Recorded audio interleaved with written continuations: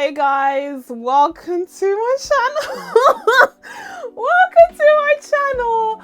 I hope you're all doing very well, all things considered. I hope you're all doing very well. Yes, I just watched The Penguin. Oh, let's talk about it. So yes, we're going to be diving into The Penguin for today's review. This is, of course, the limited series, question mark, especially after that ending. But this series is, of course, a spin-off of 2022's The Batman, which was directed by Matt Reeves. This time around, we have this, again, limited question mark series that was created by Lauren LeFranc, who previously, I looked this up, because I was like, who was the talent? Who was the source behind this?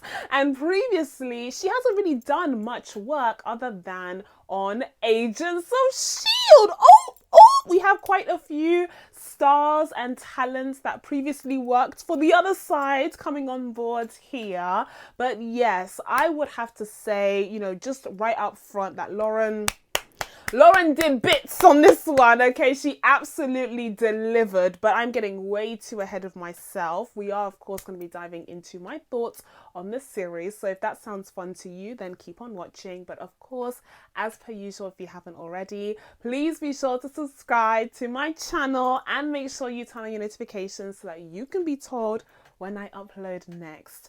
Without further ado, if I can make it through it without the tears, guys, let's dive into this. Like I said, it spins off of the Batman movie from 2022, this time focusing on the Penguin, aka Oswald, aka Oz, who is somehow portrayed by Colin Farrell. Lies, like it must be someone else. Somehow he's portrayed by Colin Farrell underneath all of that.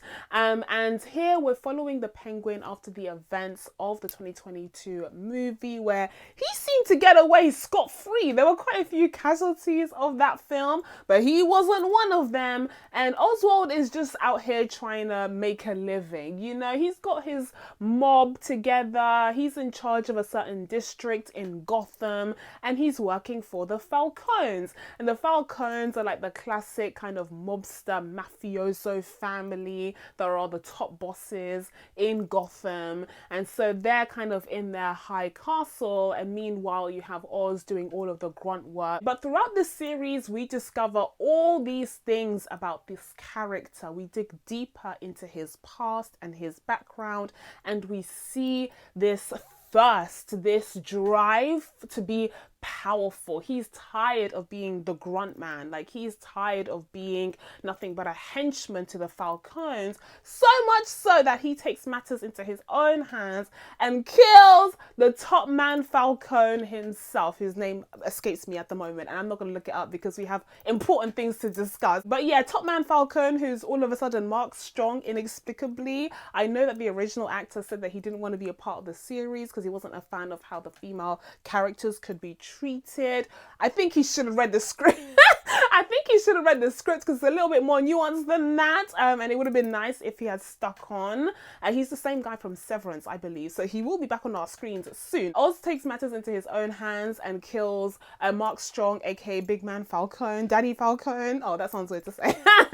And he ends up puppeteering a whole coup, destroying the Falcone's power over Gotham. And at one point, he even tries to play both sides, working with the Falcones and also their enemies, their sworn enemy family, the Maronis. You know, they are the two top bosses, although the top man of the Maronis is in prison, but he manages to find a way to meddle into both of their affairs so that he can get more power and control for himself. But that plan goes to shit pretty early on in the series, which leaves you thinking, like, what else could there be to the plot of the show? What more could there be left? Well, well, there's much more to see. So throughout the series, we just see Oz making all of these manipulative, conniving moves to get ahead. And essentially what we learn is that this man cannot be trusted under any circumstances. There is not a single person that he would put in front of himself. Not even who? His mother. Not even his mother. Because throughout the series, we learn about his relationship with his mother and his siblings, his long deceased siblings, who it turns out he himself was responsible for their deaths, because he ended up locking them up in tunnels and they ended up drowning when the rain was pouring down Gotham City, and he left them to die. He literally left them to die and rot in tunnels because he resented them and he was jealous of them. And more importantly, he was jealous of their relationship with their mother, and he wanted their mother and all of her love for himself. So he got rid of his sibling. Oh my goodness. He is the scum of the earth, this man. And with the reveal of that backstory, we begin to understand why adult Oz moves the way that he does, and why, as I said, it is clear that he cannot be trusted by anyone. Because of course he betrayed the Maronis. Of course he betrayed the Falcons. If that's what he would do to his own family, no one is safe. And pretty much everyone understands this. Pretty much everyone gets that he's a shifty character. But we have innocent Victor. Oh my goodness, innocent Victor, who is from the rough side of Gotham somehow, and he has already lost everything. He lost his entire family during the Riddler's horrible terrorist attack on Gotham that played out in the Batman movie. And so we see the real life implications of what the Riddler did and how it destroyed Victor's life. While he stumbles across Oz, and it's just the worst thing to happen to him, because Oz gives him that sense of pride and that sense of confidence and purpose. He enlists him to be a part of his organization, but gives him a position of elevated trust, because he's entrusted with the well-being of his mother. And so it's up to Victor to visit his mother. He's the only one who knows where his mum is for a long time,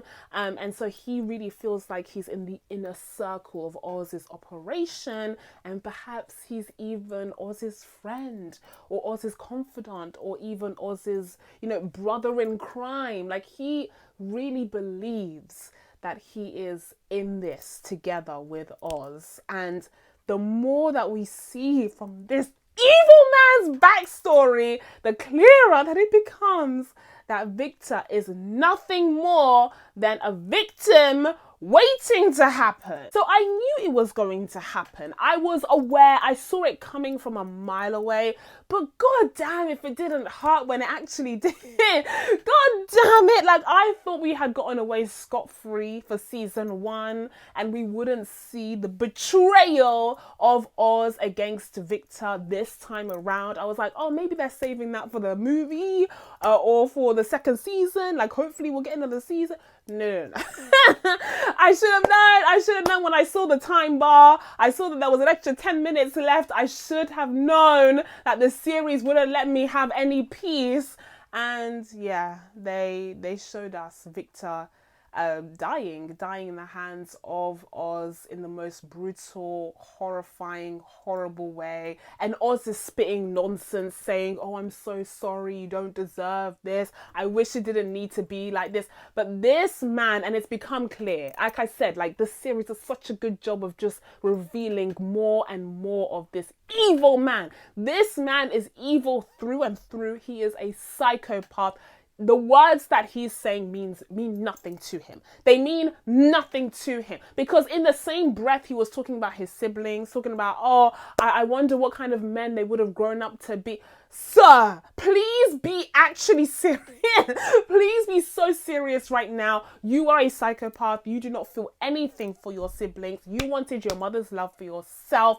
And even then, you don't even care about her. We'll dive in deeper into this later down the line, okay? All of that is to say that Victor's death was just the cherry on top of a shit cake, but man, did it make for a bombastic season finale that was already incredible before we even got to the last 10 minutes, but those last 10 minutes really made it count. So that's the essence of the story that we got for the Penguin, but actually Oz had to share quite a bit of screen time with none other than Sofia Falcone. Now, Sofia Falcone has had all these hardships herself because she was actually sectioned under the Mental Health Act against her own will and forced to go to Arkham Asylum after she was accused of killing a bunch of sex workers in Gotham that were actually killed by her father. And Daddy Falcone orchestrated all of this after Sofia unfortunately started asking too many questions about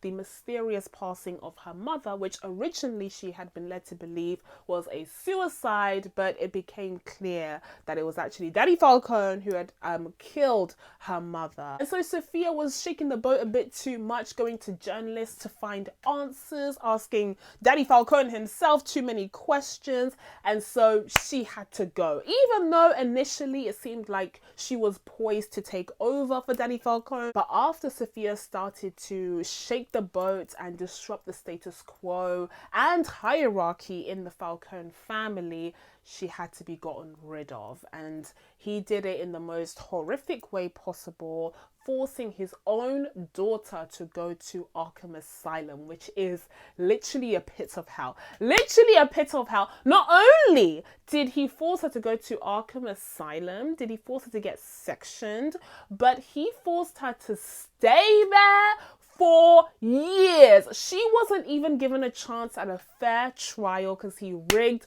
the whole system and the whole process. And so she was forced to stay there for years under the horrible watchful eye of corrupt doctors who were torturing her and making her literally go insane just by staying there because she hadn't been mentally ill previously. So it was just horrific to see Sofia's storyline play out. Although I will say that whole backstory did make for one of the best episodes of any television series ever. But after having to endure the trauma and torture of being stuck and imprisoned in Arkham Asylum for years and years and years, Sofia is finally released and she wants blood.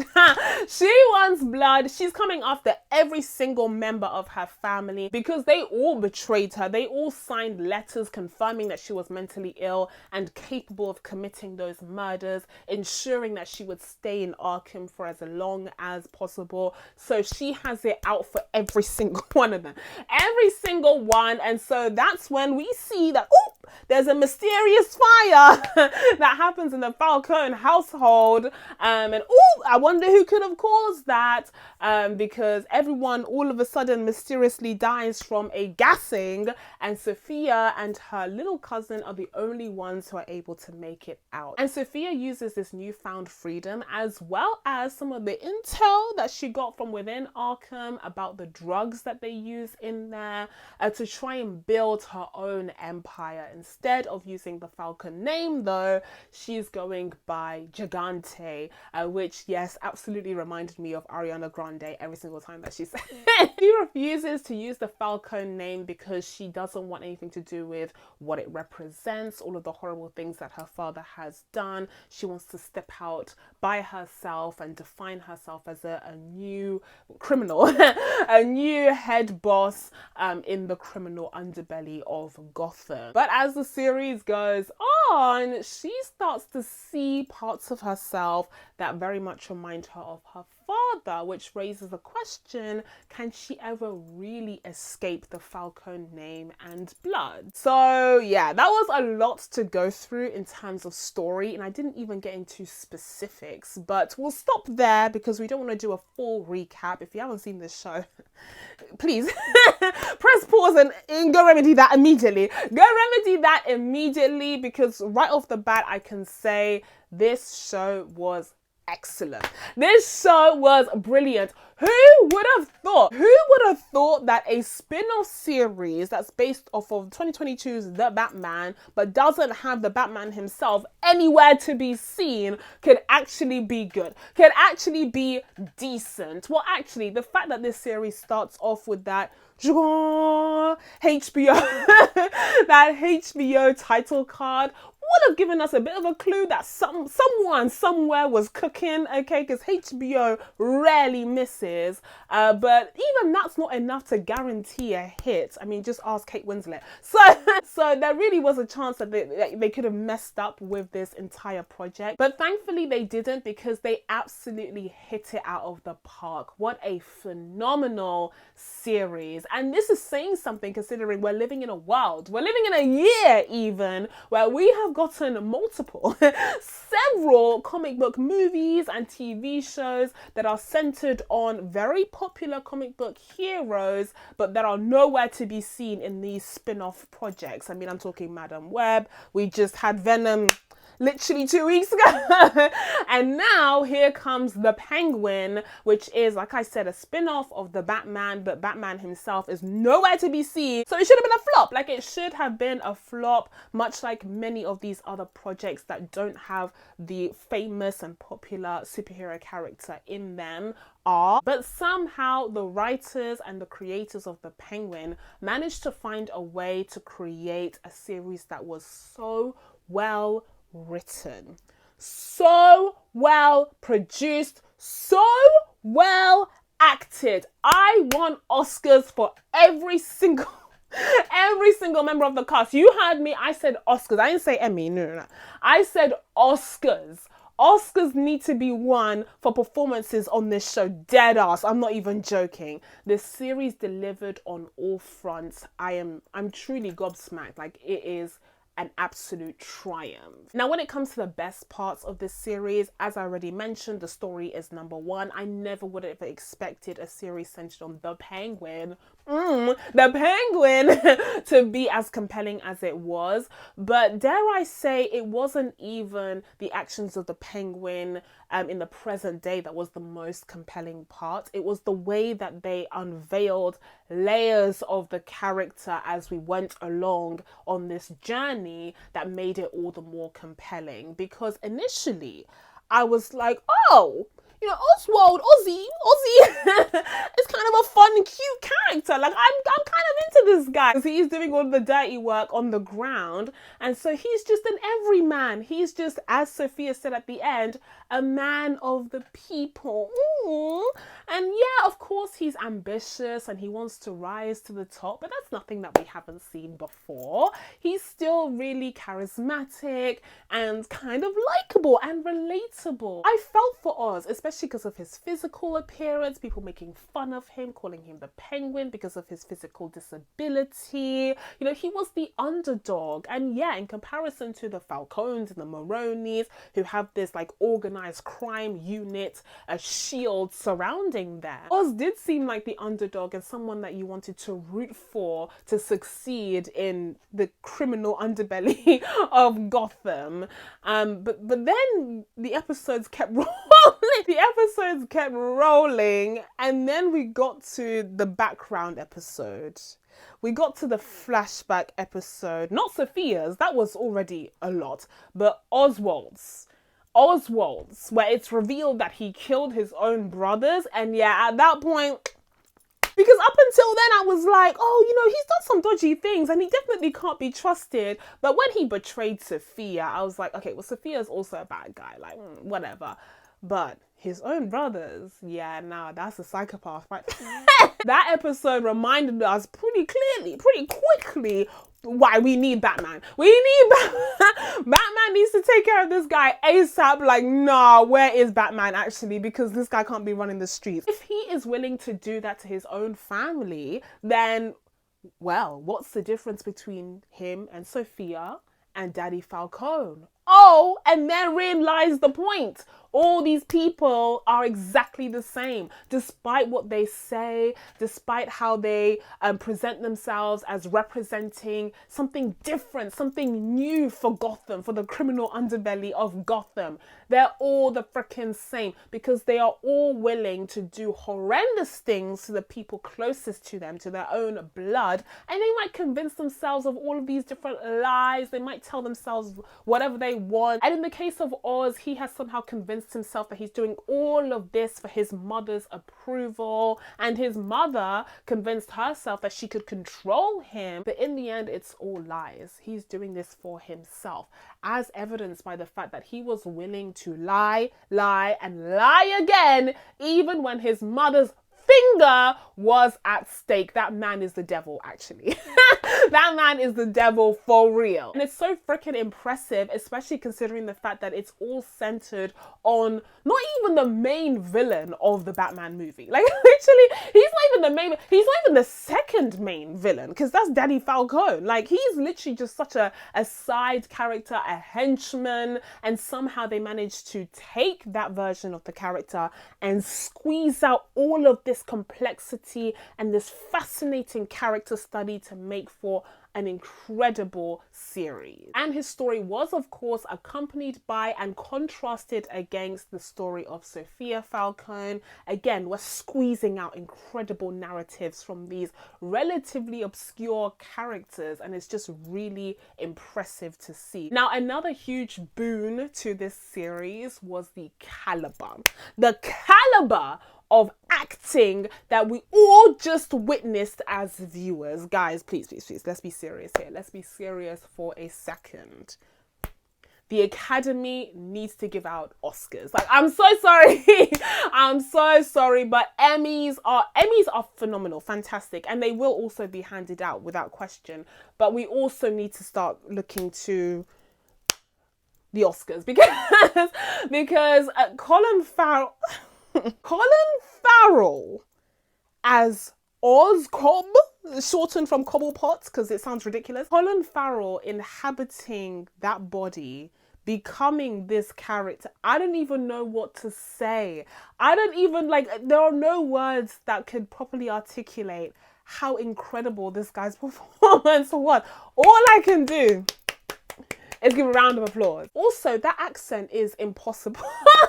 Like, geographically, what is that accent? Now, there were certain words for this accent that were like the key words that kept jumping out. I think actors have a specific term for it, but it's like the words that signifies that accent, that is unique to that accent. And in this case, Colin Farrell was knocking it out of the park with these OR words. We're talking like worlds. It's like worlds and girl, and I can't even, let me not even attempt it, but it was just impossible. And also a huge shout out to Ryder Allen, who portrays the younger version of Oz, who also had to mimic this impossible accent. Maybe it's like Boston based, I'm not sure, but yeah, that accent was wild. Wild? That's how they would say world, I think. Anyways, but all around, just a phenomenal performance from Colin Farrell. And to think that he had to act, he had to emote through all of those prosthetics, all of the fat suits and the everything on his face. He had to push through all of that. I mean, I can't even imagine how much energy that would have taken from him, but he committed to this role.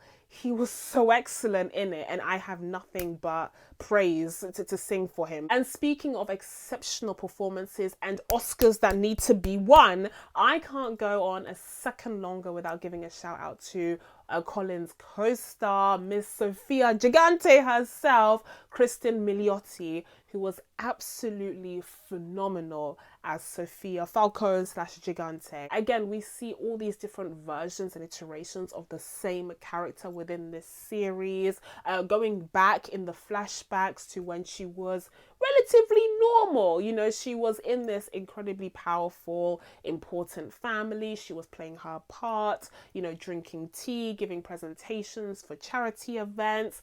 But then she goes down this wormhole of trying to figure out what really happened with her mother. And it just ruins her life because her father sees her get too close for comfort and he locks her up in Arkham Asylum. And that episode where you see everything that she goes through inside that hellhole, she goes through so much torture, both physically and mentally, and Cristin is able to deliver on all of that horrific stuff, all the way to the point where she is released and she has her freedom, and she's trying to figure out what part she can play in Gotham's criminal underbelly, but without the attachments to the Falcone name or family members.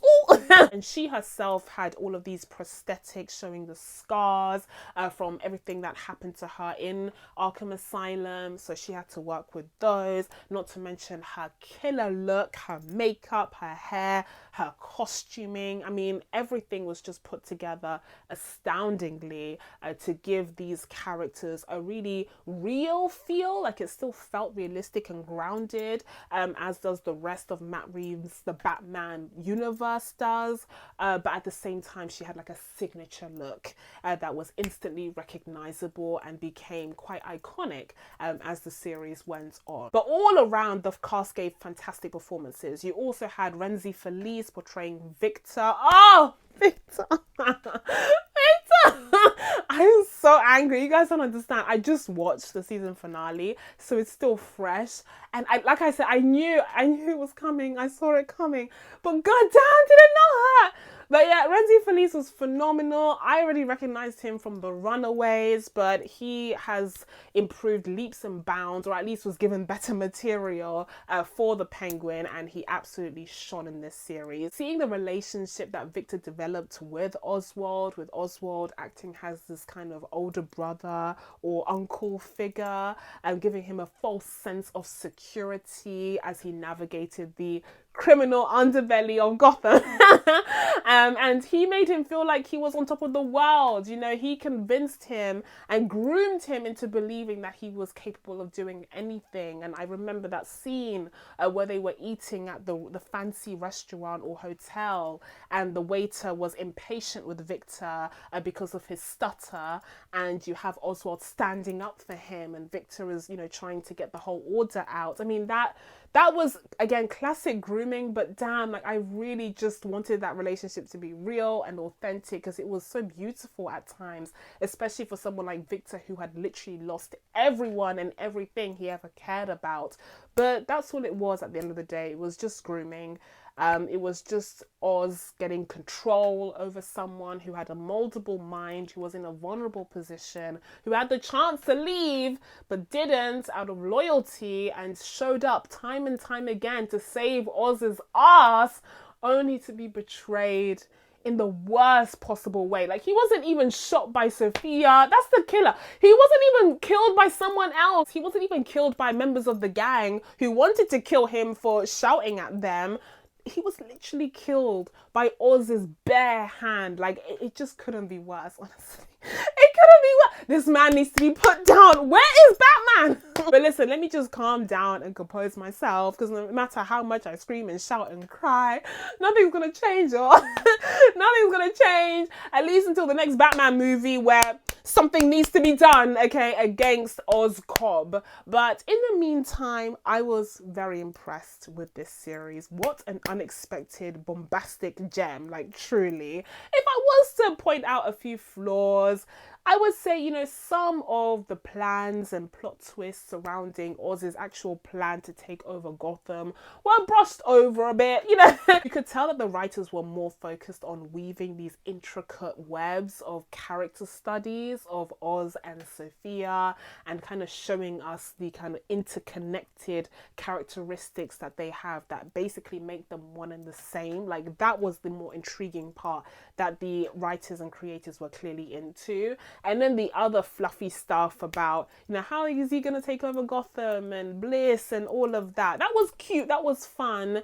But it wasn't really the main focus, especially in the second half of the series. And continuing with the praise of the series, series, the production overall just felt fantastic. You know, I mentioned in my review of Agatha All Along, and I don't want to draw too many comparisons between the shows because I know that people were dragging Agatha in favor of praising The Penguin. They're two completely different things, but you know, one discount with Agatha is that it felt very TV. It didn't have that cinematic element which I've come to expect from an MCU proper series. But here you can tell that The Penguin is the Batman adjacent because it feels like it takes place, you know, in the same version of Gotham, and it feels like it's gotten the same budget, the same production value as the 2022 movie, which I really appreciate. And obviously it doesn't have as many different sets and all of that, but with the sets that it does have and the production value, the cinematography, the costumes, hair, makeup, music. Okay, the music was done by Mick Giacchino. Is that just Michael Giacchino with like a cute nickname, or is that a brother? Something's going on. Something's going on, okay? But everything, the whole package came together to be an elite HBO series. And honestly, we love to see it. And so with all of that being said, guys, I'm going to be giving The Penguin an 8.5 out of 10. But that's it from me. Now that I told you guys my thoughts on the series, it's time for you guys to let me know what you thought of the series down in the comments below. Please be sure to subscribe to catch new videos coming up. Thank you guys so much for watching.